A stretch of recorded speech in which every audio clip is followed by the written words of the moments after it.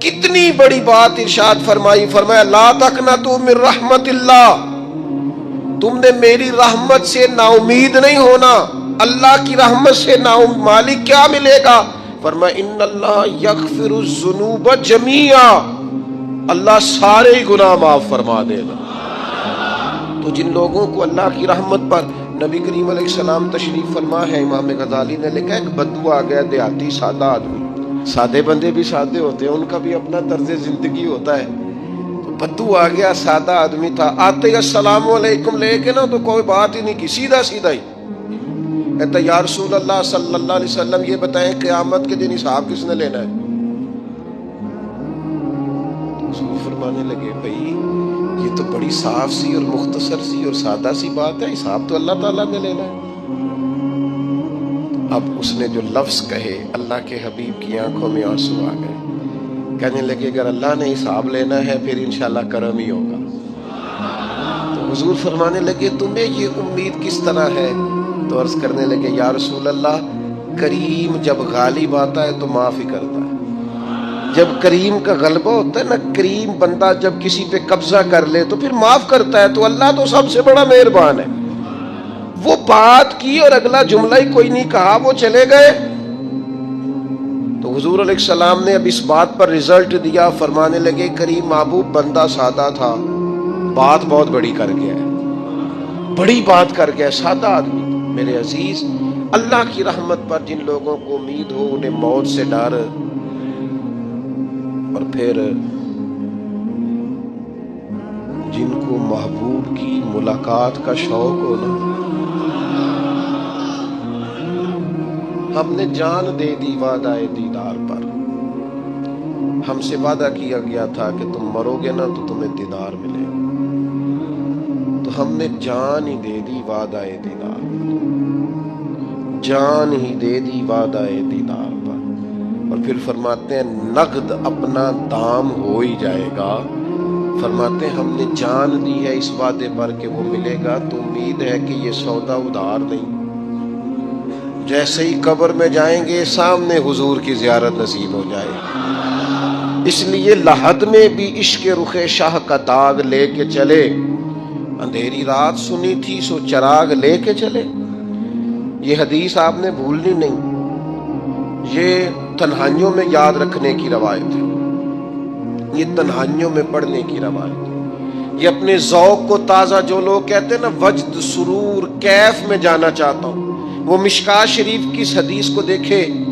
اللہ کے حبیب علیہ السلام نے فرمایا لوگوں میں تمہیں بتاؤں قیامت کے دن اللہ تعالیٰ بندوں سے پہلا سوال کیا فرمائیں گے اور بندے اس کا جواب کیا دیں گے؟ یا رسول اللہ کرم فرمائیے، بتائیے۔ تو کریم فرمانے لگے اللہ تعالیٰ قیامت کے دن بندوں سے سب سے پہلا سوال، اگرچہ بعض اور احادیث میں اور سوالات بھی آئے ہیں قیامت میں جو سب سے پہلے ہوں گے، لیکن اس حدیث میں یہ والا سوال حضور نے بیان فرمایا۔ حضور فرمانے لگے اللہ قیامت کے دن اپنے بندوں سے سب سے پہلا سوال یہ فرمائے گا کیا تم میری ملاقات کو پسند کرتے تھے؟ اوئے ہوئے ہوئے، کیا تمہارا ملنے کو جی چاہتا تھا؟ کبھی اے حقیقت منتظر نظر آ نہ لباس مجاز۔ اقبال کہتے ہیں تیرے کرم اتنے ہیں دل کرتا ہے تجھے دیکھیں، کبھی کبھی اے حقیقت منتظر نظر آ نہ لباس مجاز میں، لاکھوں سجدے تڑپ رہے ہیں میری جبین نیاز میں، تمہارا دل کرتا تھا مجھ سے ملنے کو؟ حضور فرماتے بندے عرض کریں گے مالک بڑا دل کرتا تھا۔ تو پھر اللہ فرمائیں گے یہ گفتگو کی معنویت تو دیکھو یار، اس کا حسن تو دیکھو۔ اللہ پھر پوچھیں گے کیوں دل کرتا تھا تمہارا؟ دل کرتا تھا تو کیوں کرتا تھا؟ عرض کریں گے مالک اس لیے کہ ہمیں امید تھی کہ تو معاف بھی کر دے گا، رحمت بھی فرمائے گا، اس معافی کی امید پر دل کرتا تھا تو ملے۔ حضور فرماتے ہیں پھر رب فرمائے گا مجھ پر واجب ہے، میں نے اپنے کرم سے واجب کر لیا ہے کہ آج تمہیں جنت عطا کروں گا۔ یہ جو ملاقات ہے نا، ملاقات کہ وہ ملیں گے، ان سے ملاقات ہوگی۔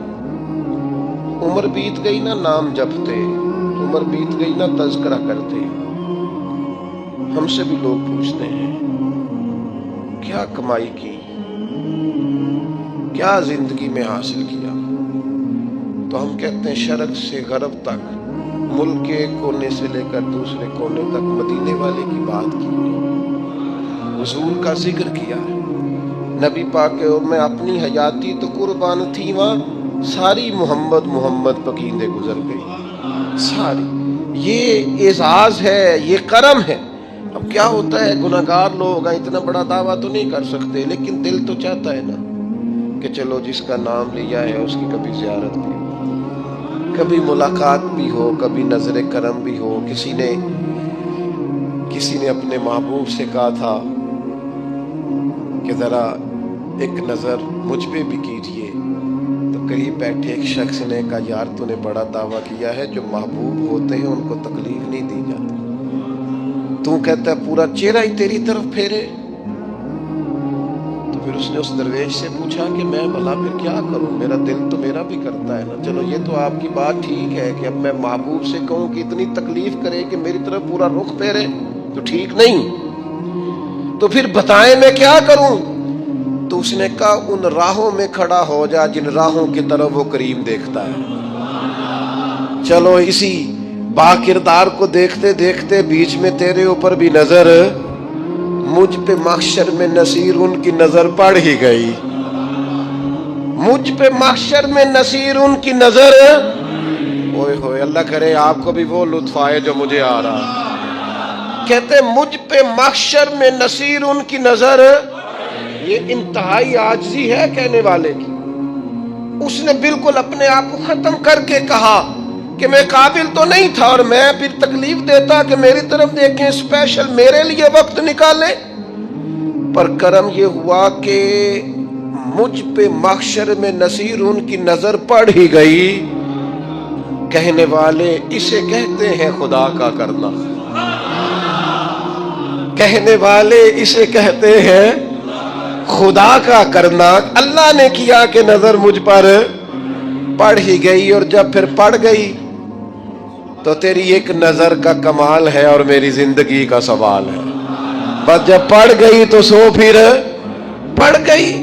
موت سے وہ بندہ کبھی نہیں ڈرتا جسے ملاقات کا شوق ہو، ملنا چاہے داتا علی اجمیری سے اور موت سے ڈرے، ملنا چاہے حضرت غوث پاک جیلانی سے اور پھر موت سے ڈرے، زندگی گزری ہو علی علی کرتے پھر موت سے ڈرے، عمر بھر سیدنا عثمان غنی کی سخاوت کی بات کی ہو اور پھر جنت میں جا کے ان سے ملنے کا شوق پیدا نہ کرے، ساری زندگی سیدنا فاروق کا عدل بیان کیا ہو، ساری زندگی ان کے انصاف کا تذکرہ کیا ہو، پوری امت کو بتایا ہو کہ اگر جینا چاہتے ہو تو عمر کے رستوں پر چلو، اور پھر یہ موت سے ڈرے اور مر کے جناب فاروق اعظم کی زیارت کو پسند نہ کرے، جسے صدیق کی وفائیں یاد ہو، جنہیں جناب ابو بکر صدیق کا عشق یاد ہو، وہ پھر ان کی زیارت نہ کرنا چاہے اور ساری عمر حضور کی نعت پڑھی ہو۔ مانا نہیں آتا تھا پھر بھی کہا بلغ العلا بکمالہ کشف الدجی بجمالہ حسنت جمیع خصالہ صلو علیہ والہ سے نہیں ترجمہ آتا تھا، پر جب بھی کو پڑھتا تھا یہ بھی جھومتا تھا، مولا یا صلی وسلم دائما۔ میں آپ کو بتاتا ہوں توتلا آدمی، توتلا اور دیوانہ مجذوب بیچارہ، سمجھ نہیں، توتلا بولنا بھی ٹھیک نہیں آتا۔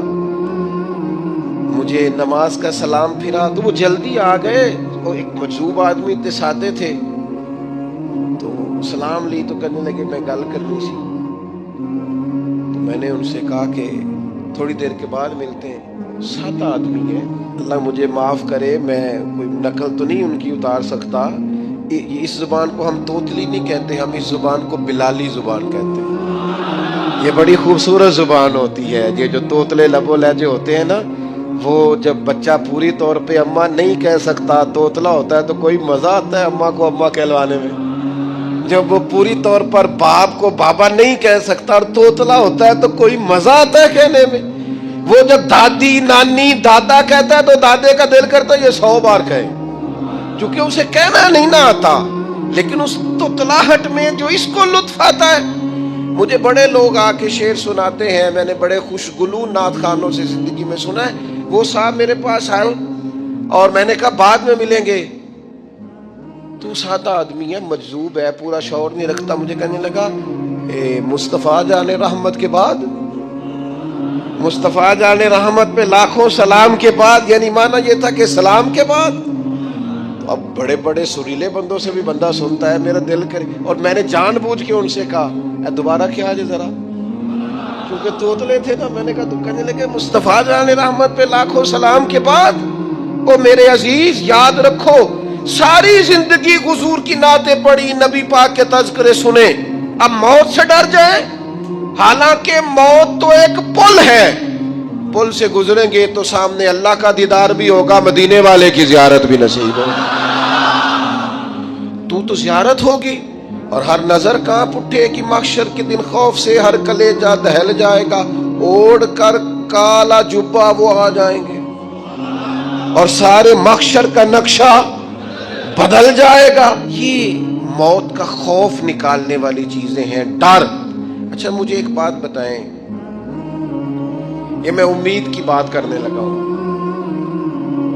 چلے اب یہ بات تو مشکل ہے پر کرنی پڑے گی، مجبوری ہے.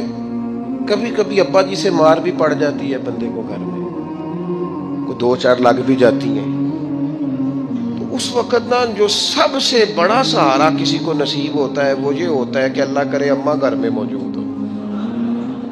اور میں نے دیہاتوں میں کئی مائیں ایسی دیکھی ہیں جو بیٹے کے حصوں کی مار کھاتی ہیں. ابا نے ڈنڈا لے لیا ہے بیٹے کی غلطی پہ، اب اماں بیچاری سامنے ہو گئی ہے، 2-4 اس نے بھی کھا لی.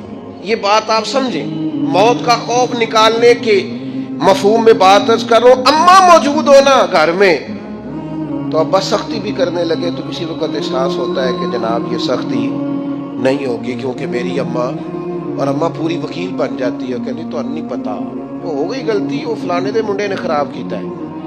حالانکہ ہو سکتا ہے اس نے اس کو بھی خراب کیا ہو، لیکن وہ اماں وکیل ہے، وہ وکالت کر رہی ہے اور وہ بے لوث کر رہی ہے. ہوتا ہے ایسے.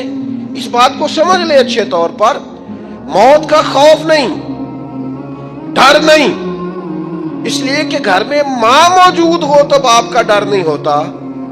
تو قبر حشر میں تو رسول کریم موجود ہے، وہاں تو نبی کریم موجود ہے، وہاں تو اللہ کریم اپنی رحمت فرمائے گا بندوں پر. اس لیے خوف نہیں، پینک نہیں. اپنی غلطیوں کا احساس ضرور کریں، اپنے اعمال پر توجہ ضرور دیں، لیکن موت کے خوف تلے دبتے نہ جائیں. انشاءاللہ صبح قیامت کرم ہوگا. میرے نبی پاک علیہ الصلوۃ والسلام نے تو فرمایا ہے بس ہم نے ایمان کامل لے کے جانا ہے دنیا میں. حضور نے فرمایا ہے جس طرح 14ویں رات کا چاند چمکتا ہے اس طرح میرے غلاموں کے چہرے چمکیں گے قیامت کو. اللہ کے رسول صلی اللہ علیہ وسلم فرماتے ہیں جسم کے جن جن حصوں پر وضو کا پانی لگتا رہا وہ قیامت میں چمکیں گے. دور سے لوگ ان کا نور دیکھیں گے، پتہ چلے گا وہ محمد عربی کے غلام آ رہے ہیں. یہ کرم ہوگا صبح قیامت، یہ عطائیں ہوں گی. اس لیے مومن موت سے ڈرتا. سیدنا بلال حبشی رضی اللہ تعالیٰ عنہ، آخری وقت ہے، نزع کا عالم طاری ہے. اور یہ گفتگو دیکھیں غلاموں کی، آپ کی اہلیہ رو پڑی، کہنے لگی ہائے ہائے افسوس. حضرت بلال فرمانے لگے کیا ہوا؟ کہنے لگی افسوس ہے کہ آپ دنیا سے جا رہے ہیں. تو حضرت بلال نے مضمون ہی بدل دیا، سوچ کا زاویہ ہی بدل دیا. فرمانے لگے یہ افسوس کا مقام نہیں، یہ تو خوشی کا مقام ہے.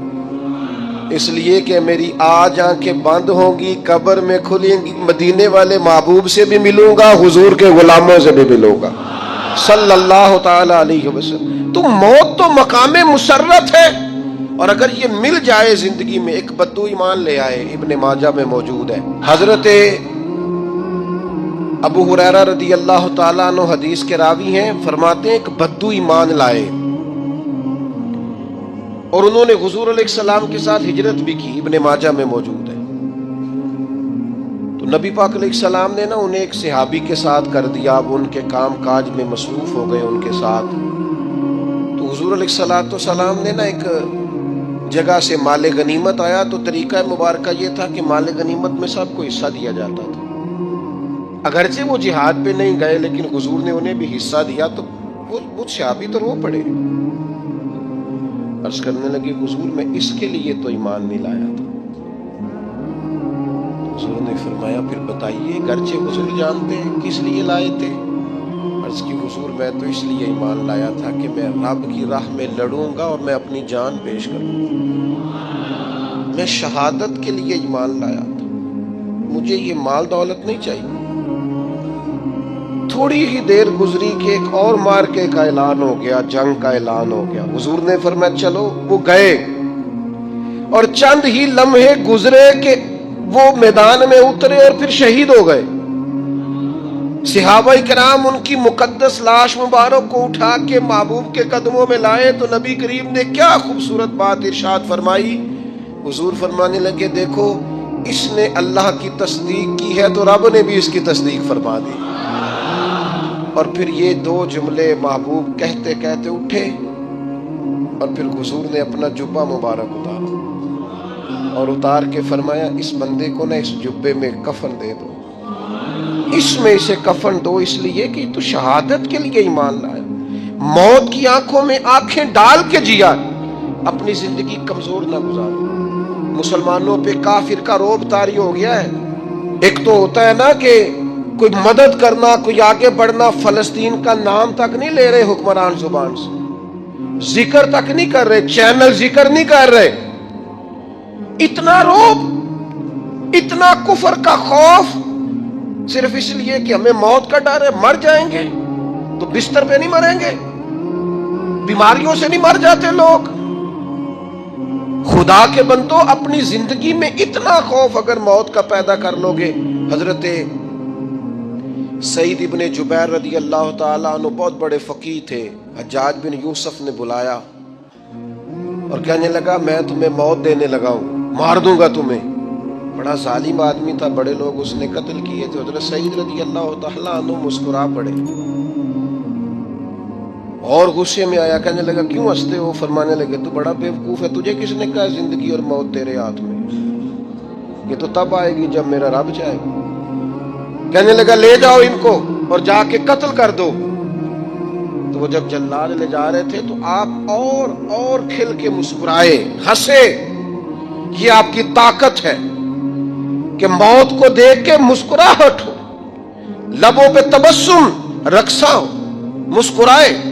جب آپ مسکرا رہے تھے تو اس کو اور غصہ آیا, واپس بلایا. کہنے لگا مسکراتے کیوں ہو؟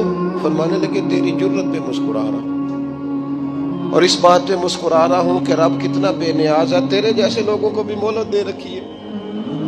کتنا بے نیاز ہے, تیرے جیسے لوگوں کو مہلت. اور غصے, کہنے لگا میرے سامنے قتل کرو. حضرت سعید ابن جبیر رضی اللہ تعالیٰ عنہ نے منہ کعبے کی طرف کر کے پڑھنا شروع کیا, انی وجہت وجہی للذی فطر السماوات والارض حنیفا وما انا من المشرکین. آپ یہ پڑھ رہے تھے تو کہنے لگا اس کا منہ کعبے سے پھیر دو. کعبے سے منہ پھیرا تو آپ فرمانے لگے تو بڑا ہی بیوقوف ہے, میرا رب کو صرف کعبے کی طرف مقید ہے, وَلِلَّهِ الْمَشْرِقُ وَالْمَغْرِبُ فَأَيْنَمَا تُوَلُّوا فَثَمَّ وَجْهُ اللَّهِ. چہرہ پھیر دیا جب اس نے تو آپ فرمانے لگے مشرق بھی اللہ کا, مغرب بھی اللہ کا. اور اللہ فرماتا ہے تم جدھر بھی منہ کرو ادھر ہی اللہ کی رحمت ہے. یہ پڑھا تو اب اس نے لٹایا, اور جب وہ آپ کو قتل کر رہا تھا تو حضرت سعید ابن جبیر کی ایک زوردار آواز گونجی. فرمایا یاد رکھنا مجھے اسی طرح قتل کرنا جس طرح تم خود قیامت میں قتل ہونا پسند کرتے ہو. میرا آخرت پر یقین کامل ہے, محشر میں عدالت لگے گی, میں تمہیں قتل کروں گا میں. حضرت سعید ابن جبیر کی وہ جرت تھی کہ دربار سارا لرز گیا حجاج کا. حضرت سعید ابن جبیر رضی اللہ تعالیٰ عنہ کہنے لگے اللہ اسے میرے بعد کسی پر مسلط نہ کرنا, میرا قتل آخری ہو, میرے بعد نہ ہو. ڈر گئے لوگ, سہم گئے. اور وہ جو جلاد آپ کو قتل کر رہا تھا اس کے بھی ہاتھ کانپ رہے تھے. اتنی جرت, موت کا ایک منٹ کے لیے خوف نہیں. حضرت سعید ابن جبیر رضی اللہ تعالیٰ عنہ شہید ہو گئے تو اتنا خون نکلا, اتنا خون نکلا, اتنا خون نکلا, خون بند ہی نہیں ہو رہا. ایک طبیب بیٹھا تھا, हाँफते कांपते डरे हुए सहमे हुए। हज्जाज कहने लगा उससे इतना खून?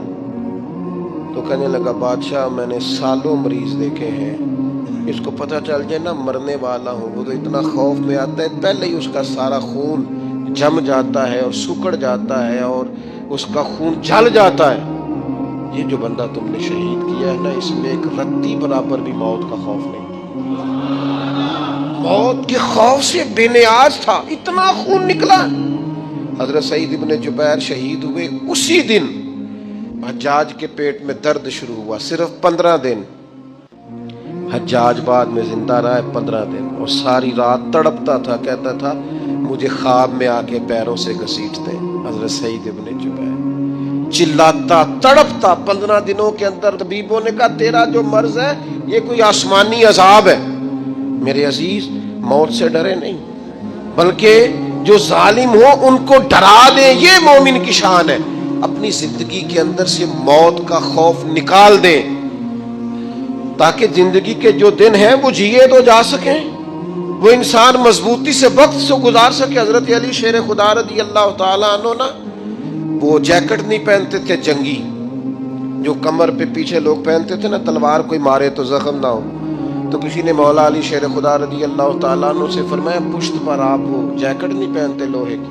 आप फरमाने लगे पुश्त तो दिखानी नहीं। तो कहने लगे मौत से डर नहीं आता? फरमाया बिल्कुल भी नहीं। और फरमाया मुझे बिल्कुल डर नहीं आता कि मैं मौत पर आ गिरूं या मौत मेरे ऊपर जा गिरे। हम तो शहादत हजरत खालिद बिन वलीद रज़ी अल्लाह तआला अन्हु एक दिन नौजवानों को खिताब करते करते कहने लगे मौत से कभी ना डरना, मैंने सारी जिंदगी जंगों में गुजारी है, मेरे वजूद पर एक जर्रा भी जिस्म का हिस्सा ऐसा नहीं जिस पर जख्म ना हो। और जो कहते कहते रो पड़े, फरमाने लगे ये बात करते करते रो पड़े, फरमाने लगे देख लो जिंदगी सारी मैदानों में गुजारी है, लेकिन शहादत अल्लाह ताला ने मेरे लिए वहां नहीं लिखी थी, यहाँ अल्लाह ताला ने अपनी रहमत के लिए मौत मेरे लिए लिखी थी। तो ये तो अल्लाह का करम है। करीब एक बुजुर्ग सहाबी और बैठे थे, फरमाने लगे आपकी नीयत शहादत की थी, इंशाअल्लाह आप क़यामत में शहीदों में ही खड़े किए जाएंगे। तो मेरे अजीज खौफ नहीं मौत का। आखिर में 2-3 गुजारिशात अर्ज करनी है। एक तो मेरी आपसे गुजारिश है, जिन्होंने अभी तक कुरान मजीद की तिलावत शुरू नहीं की वो अभी से आज से 10 मिनट टाइम हो तो मस्जिद में बैठ के एक रुकू पढ़ के जाए, कुरान मजीद नहीं छोड़ना। रमज़ान का तारुफ ये है कि शहरु रमज़ान अल्लज़ी उन्ज़िला फ़ीहिल कुरान, तो कुरान मजीद से दिलचस्पी। दूसरी मेरी गुजारिश है राशन बांटने वालों से भी कि मेहरबानी करें लाइनों में लगाना छोड़ें, और लेने वालों से भी मेरी अर्ज़ है कि अल्लाह ताला सारा साल अता करता है, 3-4 हज़ार के लिए क्यों अपने आप को आप तकलीफ़ में डालते हैं, सारा साल अल्लाह देता है। और फिर मेरी आपसे ये भी अपील होगी कि तबीयतों में हिल्म पैदा करें, बुर्दबारी पैदा करें, ये बड़ी ज़रूरी चीज़ है। मुस्बत सोचे लाएं, रोज़ा हमारी तरबियत करता है। और फिर आपसे ये भी अपील करूँगा रमज़ान शरीफ की मुक़द्दस घड़ियों में सिर्फ अपने लिए नहीं सोचे, उम्मत के लिए सोचे, बिलखुसूस फ़लस्तीन के मुसलमानों के लिए कम से कम दुआ मोमिन का हथियार है, वो तो जम के करें अल्लाह के हुजूर। तो उमर बिन अब्दुल अजीज का पैर भी बुजुर्ग के पैर पे आ गया, तो वो उठे चौंक कर, कहने लगे अंधे हैं आप? तो वो जो सिपाही साथ थे ना 2-4, उन्होंने तलवारें म्यान से बाहर निकाल ली। ये जो केतली होती है ये चाय से हमेशा ज्यादा गर्म होती है। उन्होंने तलवारें फटाफट नियाम से बाहर निकाली। वो शख्स कहता है आप अंधे हैं? तो हज़रत उमर बिन अब्दुल अजीज बड़े बुर्दबारी से, ये अंदाज देखिए, बड़े तहम्मुल से और थोड़ा सा मुस्कुरा के फरमाने लगे नहीं बुजुर्गों मैं अंधर नहीं हूँ, अल्लाह के फजल से मुझे नजर आता है। अब वो जो साथ थे लोग उन्होंने तो तलवारें निकाली हुई है, वो तो गर्दन उड़ाना चाहते हैं। तो हजरत फरमाने लगे तुम्हें क्या हुआ भाई? कहा जनाब ये गुस्ताख है। फरमाया क्यों, क्या हुआ? कहा इसने आपको अंधा कहा है। आप फरमाने लगे नहीं उन्होंने तो नहीं कहा। कहा जनाब कहा है? फरमाने लगे नहीं कहा, हुजूर कहा है। फरमाया बाबा जी तुमसे बात कर रहे थे, मुझसे कर रहे थे? कहा बात तो आपसे कर रहे थे। तो फरमाने लगे उन्होंने तो एक सवाल पूछा है, उन्होंने पूछा है आप अंधे तो नहीं? तो मैंने कह दिया मुझे नजर आता है, इसमें झगड़े वाली कौन सी बात है, सादी सी बात है ना भाई। उन्होंने पूछा है आप अंधे तो नहीं? तो मैंने कहा नहीं मुझे, तो इसमें झगड़े वाली कौन सी बात? हमने तो हर बात को झगड़ा बना लिया है। ہم نے تو ہر بات کو الجھاؤ بنا لیا، ہم نے تو ہر چیز میں اس طرح کی طبیعت بنا لی ہے۔ آپ یقین کریں کوئی لمبی بات نہیں ہوتی جب لوگ طلاق کا مسئلہ پوچھنے آتے ہیں اور وجہ نزاع پوچھی جائے کہ میاں بیوی کے درمیان کون سا ایسا جھگڑا ہوا کہ بات طلاق تک پہنچی، تو کچھ بھی نہیں بتا پاتے، کوئی خاص بات نہیں ہوتی، بس دو لوگ جھگڑے، انا جیت گئی، رشتہ ہار گیا۔ چھوٹے چھوٹے بچے ہیں، ان کو جب پتہ چلتا ہے کہ اب باپ کہیں رہے گا، ماں کہیں رہے، ان کے آنسو ہے کہ دیکھے نہیں جاتے۔ اب یہ ماں باپ کے ہوتے ہوئے یتیموں جیسی زندگی گزاریں، اب یہ ماں باپ کے ہوتے ہوئے کسی سے کہیں گے کہ ہمیں کھانا پکا دیں، لیکن اس طلاق کے بیچ کبھی ڈھونڈ کے دیکھ لو نکلے گا کیا؟ جھگڑا، انا، بحث، بلا وجہ کی تکرار۔ نہ وہ بیٹی یہ بات سمجھنے کو تیار ہے کہ میرا گھر ٹوٹ رہا ہے، میں اپنے اندر حوصلہ پیدا کروں، نہ وہ بیٹا یہ بات سمجھنے کو تیار ہے کہ میرے بچے کہاں جائیں گے، لیکن ہم نے توڑ دیا سارا کچھ، الجھ گئے ہم۔ ایک بات ہی تو کی تھی بحث میں ابا جی سے، ایک جملہ ہی تو کہا تھا کہ ابا جی اب آپ بھی تو کچھ خیال کیا کریں نا، آپ کی بھی تو توجہ دوسری جانب زیادہ رہے۔ سو نہیں پایا بیچارہ باپ، کئی راتیں روتا رہا، یار میں نے تو تیرے نام زندگی لگا دی ساری، پردیس کی خاک چھانی، جگہ جگہ گیا کہ میرے بچوں، اور تو نے بحث میں یہ بھی نہیں دیکھا کہ سامنے کون ہے۔ ایک لفظ ہی کہا تھا اماں کو کہ اماں بس دوسروں کو بھی کام بتا لیا کریں، اب ساری ذمہ داریاں میری ہیں، میں ایک جملہ ہی تو کہا تھا۔ ٹوٹ گئی ماں بیچاری، تکیہ بھر گیا آنسوں سے، تکلیف میں وقت گزارا۔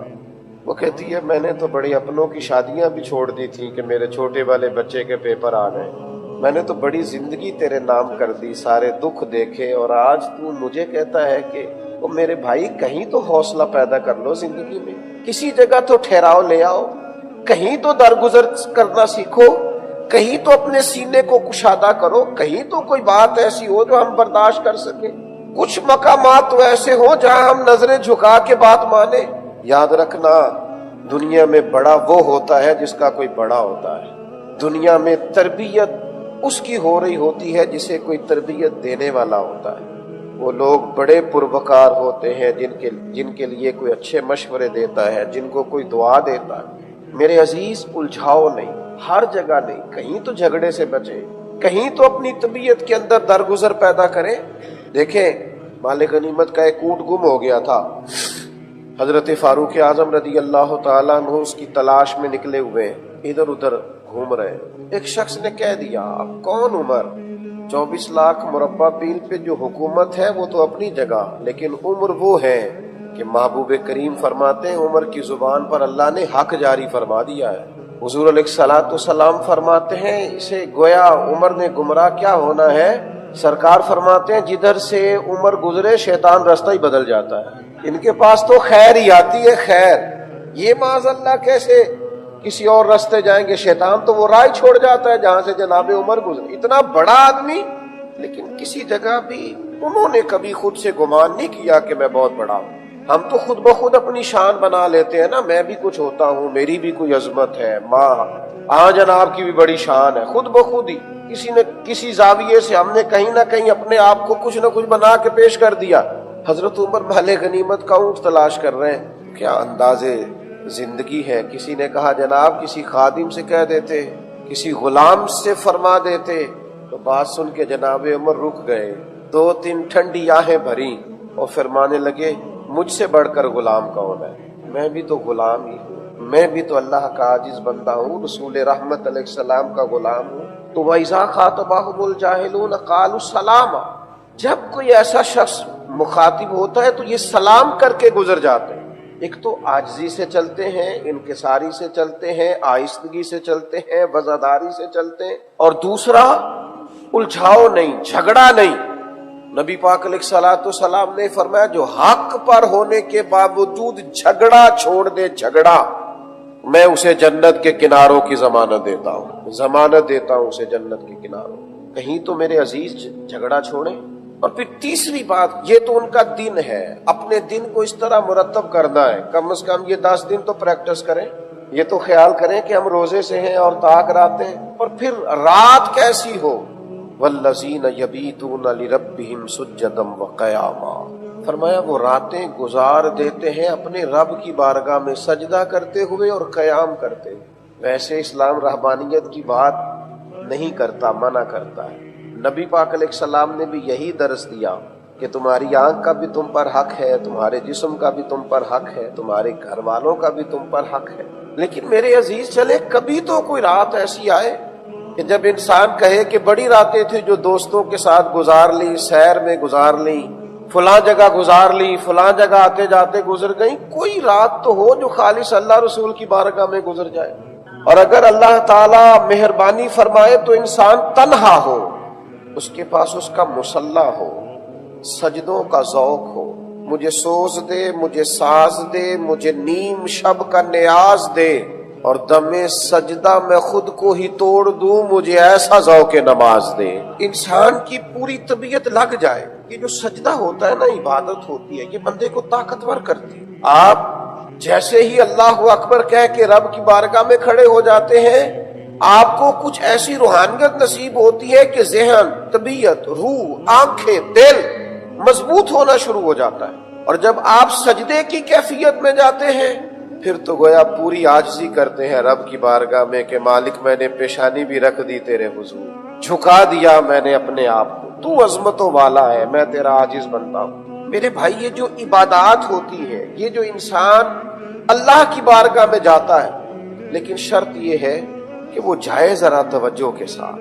میں دوستوں سے کہا کرتا ہوں کہ نماز میں موبائل سائلنٹ نہیں کریں، بند کریں، کیونکہ یہ جو سائلنٹ ہوتا ہے یہ بھی توجہ تقسیم کرتا ہے۔ اس کو چھوڑ دیں، یا تو نماز کے لیے آئیں تو کچھ دیر کے لیے گھر چھوڑ دیں، گاڑی میں چھوڑ دیں، یا کم از کم جیب میں ہو تو بند کر کے اس کو آپ نماز ادا کریں۔ ورنہ یہ اگر سائلنٹ بھی ہوگا تو پھر بھی یہ حرکت کرے گا تو اس سے بھی خلل پیدا ہوگا۔ نماز اگر آپ ذوق سے پڑھیں، شوق سے پڑھیں، آپ کی توجہ ہو، اور پھر اللہ کی بارگاہ میں سجدہ ریز ہو انسان، تو میرے عزیز وہ جو کہتا ہے نا میں بڑا بے چین رہتا ہوں اور پتہ نہیں کیا ہے، ساری نعمتیں ہونے کے باوجود مجھے سکون حاصل نہیں ہوتا، تو یہ ذرا جم کے سجدے کر کے دیکھے، یہ ذرا بھول کے لوگوں کو اپنے مالک کے حضور حاضری دے کے دیکھے۔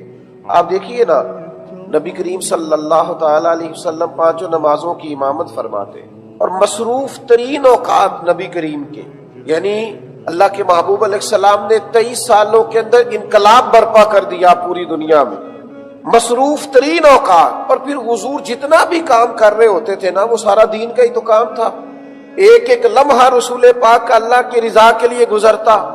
لیکن اس کے باوجود جب ساری دنیا سو جاتی تو سیدہ عائشہ صدیقہ فرماتی ہیں میں نے دیکھا کہ اللہ کے رسول مصلی بچھا لیتے، اور پھر ایک آیت حضور پڑھ رہے ہیں اور ساری رات ہی گزر گئی ہے، ساری رات۔ یہ صحیح مسلم میں آپ کو حدیث ملے گی، فرماتی ہے صبح میں عرض کرتی یا رسول اللہ صلی اللہ تعالی علیہ وسلم، آپ کے صدقے اللہ اگلوں پچھلوں کو معاف فرمائے گا، آپ اللہ کے محبوب ہیں، اتنی مشقت 2 رکعتوں میں ساری رات گزار دی۔ حبیب فرمانے لگے عائشہ آپ نے کہا ہے نا اللہ کے مجھ پر بڑے انعامات ہیں، تو پھر بتائیے میں اپنے رب کا شکر گزار بندہ نہ بنوں؟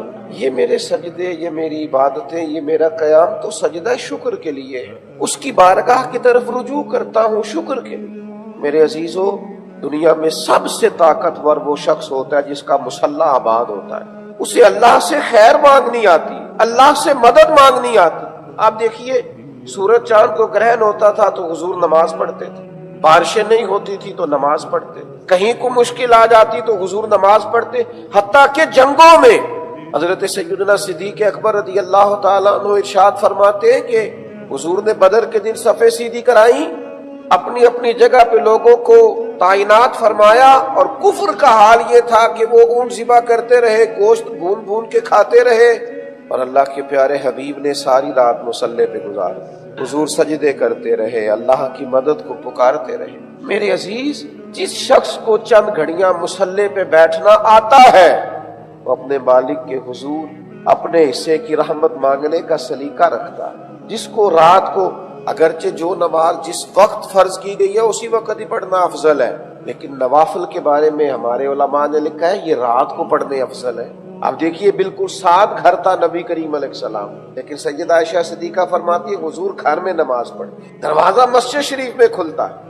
کچھ تنہائی کی عبادت، یہ اجتماعات کی عبادت بہت اعلیٰ ہے، لیکن اگر کچھ وقت ملے کہ انسان تنہا بیٹھے اللہ کے حضور حاضری دے، روئے، جو لوگوں سے دکھ کہتے ہو، دنیا داروں کو بتاتے ہو، کمزور ہوتے ہو، اور پھر اپنا راز کھول کے اپنی عزت میں بھی کمزوری محسوس کرتے ہو، اگر وہ ساری باتیں اپنے رب سے کی جائے، اللہ کے حضور کی جائے۔ میں ایک دفعہ ایک ڈاکٹر صاحب ہمارے دوست ہیں، ان کے پاس بیٹھا تھا، تو وہ دوائی دے رہے تھے ایک صاحب کو، اور ساتھ کہہ رہے تھے آپ ناراض نہ ہوئیے گا، اصل بات یہ ہے کہ دوا تو میں آپ کو دے رہا ہوں، نسخہ لکھ کے دے رہا ہوں، کھائیے، لیکن آپ کے ذہن میں نا کچھ پریشانیاں ہیں، ان کو نکال دیں، آپ اپنے دل سے وہ ساری ٹینشنیں اتار دیں تو یہ ٹھیک ہو جائے گی، ذہنی طور پر بھی آپ کا فریش ہونا بہت ضروری ہے۔ تو وہ ڈاکٹر صاحب چونکہ ان کو بتا رہے تھے، تو اب وہ جس طرح سے ہاں کر رہے تھے نا، وہ ہاں نہیں لگ رہی تھی، وہ نہ ہی کر رہے تھے، وہ کہہ رہے تھے ٹھیک ہے ڈاکٹر صاحب، جی انشاءاللہ۔ میں نے کہا میرا مداخلت کرنا بنتا تو نہیں، لیکن اگر آپ دونوں اجازت دیں تو میں کوئی بات کروں؟ انہوں نے کہا ٹھیک ہے کر لیجئے۔ تو میں نے کہا ڈاکٹر صاحب یہ دوست پریشان بھی بالکل ہے، لیکن آپ سے یہ ہاں تو کر رہے ہلکی پھلکی دل رکھنے کو، لیکن یہ کہنا یہ چاہ رہے ہیں کہ کچھ دکھ انسان کے بڑے نجی اور ذاتی ہوتے ہیں، وہ کسی سے کہے نہیں جا سکتے، کچھ دکھڑے اتنے گہرے ہوتے ہیں کہ وہ تو انسان اپنے آپ سے بھی نہیں کہہ سکتا، وہ ایسی تکالیف ہوتی ہیں کہ ان کو زبان پر کیسے لائے، وہ درد بن جاتی، وہ کرب بن جاتی، وہ زندگی میں آزمائش بن جاتی ہے، وہ بھولنے کا نام نہیں لیتی۔ تو کہنے لگے پھر بتائیے کرے کیا؟ میں نے کہا حل ہے نا، رات کو تنہائی میں مصلی بچھائے نا، 2 رکعت نفل پڑھے نا، اور پھر دعا کے لیے ہاتھ اٹھائیں، پہلے اللہ کی حمد کریں، پھر اس کے کریم محبوب علیہ السلام کی بارگاہ میں درود و سلام عرض کریں، اور پھر دعائیں کرنی شروع کریں، جو کسی سے نہیں کہہ سکتے وہ اللہ رسول سے کہہ دیں، اور کھل کے کہہ دیں، راز بھی رکھا جائے گا، کرم بھی ہو جائے گا، رحمتیں بھی ہو جائیں گی۔ اور نبی کریم علیہ السلام نے فرمایا جو اللہ سے کثرت سے نہ مانگے رب اس سے ناراض ہو جاتا ہے، اور جو زیادہ مانگے اللہ اسے راضی ہوتا ہے۔ خوب مانگے اپنے رب کی بارگاہ میں، خوب مانگے۔ میں آپ سے بھی عرض کروں گا، یہ طاق راتیں آ گئی ہیں، جو اپنے دوستوں کو بہترین تحفہ دینا چاہتے ہیں نا، وہ ان کے لیے دعائیں مانگیں۔ نبی کریم علیہ السلام نے فرمایا جو دعا کسی مسلمان کے لیے اس کی غیر موجودگی میں مانگی جاتی ہے وہ کبھی رد نہیں ہوتی۔ اور جب یہ سنیے گا اور یہ یاد رکھیے گا، حضور فرماتے ہیں جب تو اپنے بھائی کے لیے اس کی غیر موجودگی میں دعا کرتا ہے نا، پہلے تو یہ دیکھیے وہ بندہ مخلص کتنا ہوگا جو کسی کے لیے دعا مانگ رہا ہے اور غیر موجودگی میں مانگ رہا ہے اور بن بتائے مانگ رہا ہے۔ کسی کے سامنے آپ کہہ دیں تو ہو سکتا ہے خوشامد ہو جائے معاذ اللہ، کوئی ذاتی مقصد نکالنا ہو۔ فرمایا جب تو اپنے بھائی کی غیر موجودگی میں اس کے لیے دعا مانگتا ہے تو اللہ تبارک و تعالیٰ ایک فرشتے کو مقرر فرماتا ہے جو تیرے سرانے کھڑا ہوتا ہے اور کہتا ہے یا اللہ یہ جو اپنے بھائی کے لیے مانگ رہا ہے وہ اسے بھی عطا فرما، اور اس کی دعا پہ کہتا ہے ہاں ہاں تجھے بھی اس کی مثل ہی ملے، یعنی یہ بھائی کے لیے دعا مانگ رہا ہے، فرشتہ اس کے لیے مانگ رہا ہے، تو سعادت دیکھیے کتنی بڑی ہے۔ تو دعاؤں کا تعلق بنایا جائے نا۔ کچھ لوگ آج کہتے ہیں دعا سے کیا ہوتا ہے، بھئی یہ بات ٹھیک ہے کہ عملی کام کرنا بڑا ضروری ہے، پر اگر دعا ہو جائے نا دعا، تو دعا مومن کا ہتھیار ہے۔ دعا سے یہ ہوتا ہے کہ رات کو اگر مدینے والے محبوب دعا مانگے تو صبح اللہ حضرت عمر کو مسلمان کر کے اسلام کو قوت عطا فرما دیتا ہے۔ دعا تو انقلاب برپا کر دیتی ہے۔ دعا اگر آپ کی طبیعت میں لگ جائے اور اگر آپ کو اللہ سے مانگنا آ جائے، آپ بھول جائیں گے لوگوں کو، آپ بھول جائیں گے دنیا داروں کو، آپ بھول جائیں گے مالداروں کو، آپ بھول جائیں گے طاقتور لوگوں کو۔ شرط یہ ہے کہ رب سے مانگنا ہے، اللہ کو منانا ہے، اس کے حضور حاضری دینا ہے۔ یہ دعائیں اپنی طبیعت کا حصہ بنائیں یار، اللہ کی بارگاہ میں عرض کرنا۔ آپ مجھے بتائیے کتنی بڑی گارنٹی دی ہے نبی پاک نے۔ حضور نے فرمایا ماں اور باپ اولاد کے لیے جو بھی مانگیں گے خدا اپنے فضل سے عطا فرمائے گا۔ اتنی بڑی گارنٹی، جو مانگو گے تم اولاد کے لیے تمہیں دیا جائے۔ تو میرے عزیز پھر اپنے بچوں کے لیے دعا مانگے نا، اور بچوں سے بھی کہوں گا آپ بزرگوں سے بھی دعائیں کرائیں، ضرور کرائیں، پر اگر اب ماں باپ سے کبھی دعا کرائیں نا، آپ کبھی بیٹھے نا چند گھڑیاں ابا کے پاس کہیں میں مشکل میں ہوں دعا کر دیں، ہلکا سے ابھی آپ کہہ کے جائیں گے تو وہ تو حد کر دیں گے تیرے لیے دعائیں مانگنے والی۔ آپ کہیں نا، وہ بابا بلے شاہ صاحب نے کہا تھا، پنجابی میں کہا تھا، چلو جن دوستوں کو سمجھ آ گئی ٹھیک ہے، جن کو نہ بھی آئی لطف ان کو بھی آئے گا۔ बाबा साहब ने कहा था तुम इधर उधर भागते हो, तुम्हारे घर में भी तो कोई बैठा है ना, उससे भी तो दुआ कराओ ना। फरमाने लगे बुल्ले शाह आसमानी उड़दियां फड़दा है, जेड़ा घर बैठा उन्होंने फड़िया ही नहीं, जो तेरे घर में मौजूद है उस पर भी तो तवज्जो करना यार, उससे भी तो दुआ कराना। मेरे अजीज, दुआएं और दुआओं का रिश्ता, आपके सजदे में लज्जत हो, आपके कयाम में जायका हो, आप अत्तहियात में बैठे तो इमाम गजाली फरमाते हैं, मैं तो जब कहता हूं ना अस्सलामु अलैका अय्युहन नबी, तो मैं तो यूं समझता हूं मेरे रसूल मेरे सामने मौजूद है। नबी करीम अलैहिस्सलाम की बारगाह में सलाम करें, और फिर जब आप तकमील नमाज करें, फिर जब आप दुआ के लिए हाथ उठाएं, तो मेरे भाई जो अल्लाह ने हमें नसीब दिया है अपने फजल से कि रात भी रमजान की मिले और आखिरी अशरे की मिले और ताक मिले, और फिर अल्लाह हिम्मत दे, सेहत दे और मस्जिद आने का मौका अता करे, तो फिर इस आदत बजोरे बाजू ने सताना बख्शदा खुदाए बख्शन, तो ये तो बहुत बड़ी सआदत है, ये तो बहुत बड़ी नेमत है। अगर अल्लाह किसी को अता करे तो इबादत का ज़ौक बनाए, दुआ का, और अपनी औलाद को भी, अपने बच्चों को भी, आने वाली नस्ल को भी, उनको भी थोड़ा सा पाबंद करें। आप देखिए सैयदा तैयबा ताहिरा हजरत फातिमा ज़हरा रज़ी अल्लाह ताला अन्हा, वो तो बड़ी इबादत गुजार थी, बचपन से ही अल्लाह ताला ने उन्हें बड़ा नवाजा है। लेकिन आप फरमाती सहरी का वक्त था, अल्लाह के महबूब अलैहिस्सलाम गुजरे, और फिर हुजूर ने, मैं सो रही थी, सलाम फरमाया और मुझे पैर से पकड़ के महबूब ने हिलाया, सहरी का वक्त था। फरमाया फातिमा उठो, ये अल्लाह की बारगाह से रिस्क मांगने का वक्त है। ये हमारी तालीम के लिए महबूब ने फरमाया कि अपनी औलादों को कैसे तरबियत कर। फरमाया ये वक्त है अल्लाह से रिस्क मांगने का, अल्लाह इस वक्त अपने बंदों को रिस्क देता है, उठो और अल्लाह से रिस्क मांगो। सहरी के वक्त, सहरी के वक्त। हमारे यहाँ बहुत सारे लोग उस वक्त सोते हैं जो उठने का टाइम होता है, उस वक्त नींद की आगोश में जाते हैं जब अल्लाह से खैर मांगने के औकात आए। सहरी का वक्त हो, इंसान बेदार हो, अपने रब से मांगे और खूब मांगे, और उसकी बारगाह के अंदर हाजिरी पेश करे और अल्लाह की बारगाह से दुआ मांगे। ये मिजाज हमारा होना चाहिए, अपनी तबीयत को इस तरफ लाना चाहिए। आप बहुत ज्यादा डिप्रेशन से, एंजाइटी से बचेंगे अगर दुआओं का ताल्लुक कायम हो जाए, अल्लाह के हुजूर हाजिरी का ये लुत्फ अगर नसीब होने लगे, तो बहुत सारी चीजों से इंसान वैसे बचता है। मैं देखता हूँ कि हमारे जमाने के अंदर एक बहुत बड़ा तबका है जो बिला वजह की परेशानी का शिकार है। कोई खास ऐसा मसला नहीं है, लेकिन ज़हनी दबाव और उलझाव नहीं जाता, तबीयत से फिक्री इंतशार दूर नहीं होता। अल्लाह से मदद लेने की जरूरत है, दरवाज़ाए रसूल रहमत पर हाजिरी की जरूरत है। अपनी तबीयत को थोड़ा मायल करें, थोड़ा इबादत का ज़ौक बनाए, कुछ दुरूद सलाम का जायका बनाए, थोड़ा सा कटें, थोड़ी तन्हाई हो, इंसान उसका मुसल्ला थोड़ा आबाद हो, वो अल्लाह के हुजूर हाजिर हो। हजरत अब्दुल्लाह इब्न उमर रज़ी अल्लाह ताला अन्हु फरमाते, मगरिब की नमाज हमने पढ़ी और कुछ लोग चले गए और हम लोग बैठे रहे कि चलो इशा की नमाज पढ़ के ही जाएंगे। फरमाते थोड़ी देर गुजरी तो अल्लाह के हबीब तशरीफ ले आए। हुजूर फरमाने लगे यहाँ बैठे हो? अर्ज की हुजूर सोचा इशा पढ़ के जाएंगे।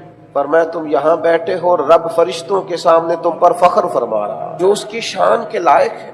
यानी इबादत के लिए बैठना, मस्जिद में बैठ जाना, हाजिरी देना अल्लाह के घर की इतना बड़ा काम है कि अल्लाह तबारक व तआला फरिश्तों के सामने उस शख्स का जिक्र फरमाता। अपने दिल को थोड़ा सा लगाया जाए, दुआ का ज़ौक बनाया जाए, अपने बच्चों की तबीयत इस तरफ मायल की जाए, अपने दोस्तों को शौक दिलाया जाए। इकट्ठा खाने की भी तो भाई हम दावत दे ही लेते हैं ना। अगर कहा जाए आओ ना इकट्ठे बैठे, चलो आज इकट्ठे मस्जिद में चलें, अल्लाह की बारगाह में हाजिरी दें। ये तीन चीजें जो आपकी खिदमत में अर्ज की है, बात खत्म करने से पहले दोहराता हूँ। एक तो तबीयत में ठहराव लाओ यार, थोड़ा हौसला लाएं। कभी आपको डॉक्टर ये नहीं बताएगा कि ये गोलियां ले जाओ, सारा पत्ता आज ही खा लेना ठीक हो जाओ। कभी नहीं कहेगा कि ये सिरप दिया है एक ही दम पीना ठीक, वो कहेगा एक गोली सुबह लेना और एक शाम लेना। एक चम्मच सिरप का पीना फाका ना हुआ तो हफ्ते के बाद दोबारा आना।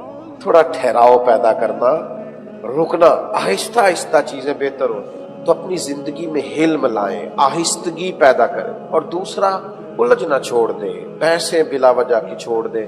नबी करीम अलैहिस्सलाम ने फरमाया वो खूबसूरत मुसलमान है जो बेमकसद बातों को छोड़े। खूबसूरत इस्लाम है उस शख्स का जो बेमाना और बेमकसद चीजों को چھوڑ دے۔